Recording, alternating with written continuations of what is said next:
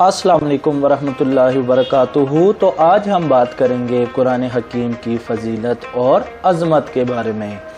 قرآن مجید وہ بابرکت کتاب ہے جو زندگی کے ہر شعبے میں رہنمائی فراہم کرتی ہے۔ جب اللہ تعالیٰ کو یہ مقصود ہوا کہ نبیوں اور رسولوں کا سلسلہ ختم کرنے، کائنات کی رہنمائی اور فلاح و سعادت کے لیے ایک ایسا صفحہ نازل کرے جو رہتی دنیا تک رشد و ہدایت کا فرض انجام دیتا رہے، جو ابد تک کے لیے روشنی کا مینار ہو، جس سے آئندہ آنے والی قومیں رہنمائی حاصل کرتی رہیں، جس کا پیغام اور جس کی رہنمائی قوم، وطن، جغرافیائی حدود، حتیٰ کہ زمان و مکان کی قید سے ماورا ہو۔ تو اللہ تعالیٰ نے اپنے آخری نبی محمد صلی اللہ علیہ وسلم پر دین و دنیا کی فلاح و سعادت اور رشد و ہدایت کا ایک جامع اور کامل ترین دستور نازل کیا، جو قرآن کریم کی صورت میں ہمارے پاس موجود ہے۔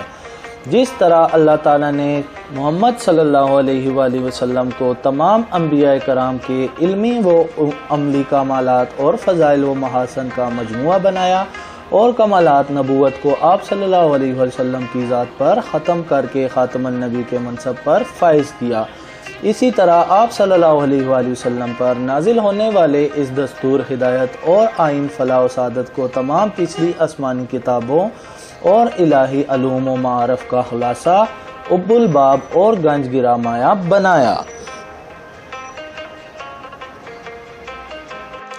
اس میں انفرادی مشکلات و مصائب کا حل بھی ہے اور اجتماعی مسائل کا بھی۔ کوئی پہلو ایسا نہیں، چاہے وہ معاش و اقتصاد سے متعلق ہو یا اسلام معاشرہ سے یا اس کا تعلق امور مملکت سے متعلق ہو، غرضی کا کوئی پہلو ایسا نہیں جس سے متعلق اس کتاب میں مکمل رہنمائی موجود نہ ہو۔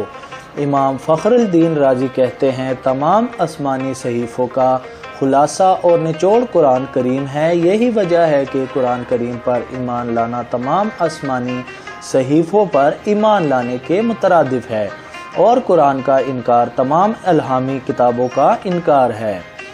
اس ابدی دستور اور کامل ترین کتاب کے بارے میں خود اللہ تعالی نے ارشاد فرمایا کہ بلا شبہ یہ قرآن سیدھے راستے کی نشاندہی کرتا ہے۔ ایک اور جگہ ارشاد الہی ہے، ہم نے اس کتاب میں کسی چیز کو ادھورا نہیں چھوڑا، تمام خوبیاں اس پروردگار کے لیے ثابت ہیں جس نے اپنے بندے محمد صلی اللہ علیہ وآلہ وسلم پر کتاب نازل فرمائی اور اس میں ذرا برابر کمی نہیں رکھی۔ اور جگہ ارشاد ہے، اگر ہم اس قرآن کو کسی پہاڑ پر نازل کرتے تو اسے مخاطب تو دیکھتا کہ وہ پہاڑ خدا کے خوف سے دب جاتا اور ٹکڑے ٹکڑے ہو جاتا۔ ہمارے پیارے نبی محمد صلی اللہ علیہ وآلہ وسلم نے بھی اپنے بے شمار ارشادات میں قرآن حکیم کی فضیلت اور عظمت بیان کی ہے، جیسا کہ ارشاد ہے، میری امت کی سب سے بہترین عبادت قرآن پاک کی تلاوت ہے۔ ایک اور جگہ ارشاد ہے، لوگوں میں سب سے زیادہ عبادت گزار وہ ہے جو سب سے زیادہ تلاوت کرنے والا ہے۔ ایک اور جگہ میں ارشاد فرمایا، تم میں سب سے بہتر وہ ہے جس نے قرآن کی تعلیم حاصل کی اور دوسروں کو اس کی تعلیم دی، اور یہ حدیث بخاری مسلم میں موجود ہے۔ ایک جگہ اور ارشاد ہے جس کا مفہوم ہے، قرآن شفاعت کرنے والا ہے اور اس کی شفاعت قبول کی جائے گی، اور مخالفت بھی کرنے والا ہے، اس کی مخالفت بھی سنی جائے گی، جو اس کو اپنا پیشوا بنا لے گا اس کو جنت میں لے جائے گی، اور جو اسے پس پشت ڈالے گا اس کو جہنم میں پہنچائے گی۔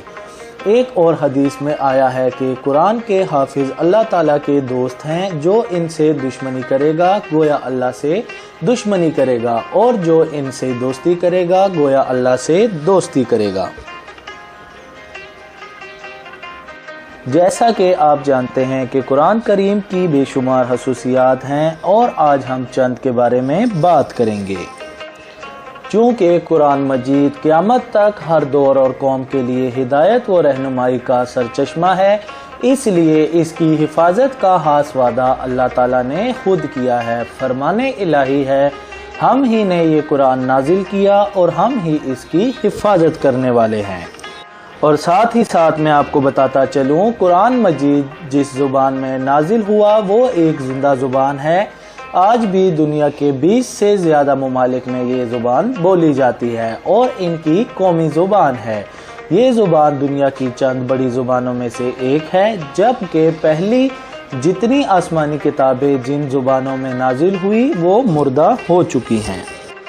قرآن کریم کے علاوہ باقی ساری آسمانی کتابیں صرف کسی خاص ملک یا خاص قوم کے لیے تھی، مگر قرآن مجید ساری دنیائی انسانیت کے لیے پیغام ہدایت ہے۔ یہ ایک عالمگیری کتاب ہے جس کی تعلیمات ہر دور اور ہر ملک میں قابل عمل اور واجب العمل ہے۔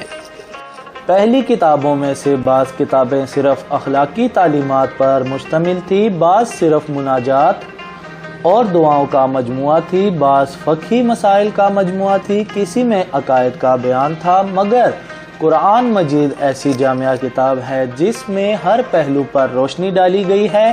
اس میں عقائد و اعمال، اخلاق و روحانیت، تاریخی واقعات، مناجات، فقہی مسائل، تجارت، سیاست، معاشرتی آداب، تہذیب و ثقافت کے اصول۔ غرض یہ کہ یہ ایسی جامعہ کتاب ہے جو زندگی کے ہر شعبے میں رہنمائی کرتی ہے۔ قرآن مجید میں کوئی بات ایسی نہیں جو عقل کے خلاف ہو اور جسے تجربہ اور دلیل سے غلط ثابت کیا جا سکے، نعوذ باللہ۔ اس میں کوئی غیر اخلاقی بات نہیں۔ اس نے تمام انبیاء کا ادب و احترام سکھایا، ان کے بارے میں بتایا کہ وہ نیک اور پرہیزگار لوگ تھے۔ قرآن مجید فصاحت و بلاغت کا وہ شاہکار ہے جس کا مقابلہ کرنے سے عرب و عجم کے تمام فصیح و بلیغ لوگ عاجز رہے۔ قرآن مجید میں سب مخالفوں کو دعوت دی گئی ہے کہ وہ ایک چھوٹی سی قرآنی سورت کے مقابلے میں کوئی سورت بنا لائیں، مگر کوئی بھی مقابلے کی جرات نہ کر سکا، کیونکہ یہ تو خدا کا کلام ہے، کسی بندے کا بنایا ہوا کلام نہیں، پھر کوئی بندہ اس کا مقابلہ کیسے کر سکتا ہے؟ اس کی دعوت اور پیغام بھی سچائی سے بھرپور ہیں، اس کے دلائل نہایت مضبوط اور مستحکم ہیں۔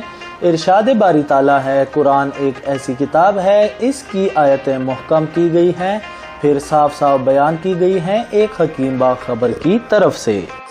قرآن مجید کلام الہی ہے، اس لیے اس کے پڑھنے اور اس پر عمل کرنے والے کے لیے بلا کی تاثیر رکھی گئی ہے۔ اس تاثیر کا انداز اس آیت سے ہوتا ہے۔ اگر ہم اس قرآن کو پہاڑ پر نازل کرتے تو آپ دیکھتے کہ پہاڑ بھی اللہ کے خوف سے کانپ اٹھتے اور ٹکڑے ٹکڑے ہو جاتے۔ قرآن مجید وہ بابرکت اور رشد و حامل کی کتاب ہے جو زندگی کے ہر شعبے میں رہنمائی و ہدایت کا سرچشمہ اور باعث فلاح ہے۔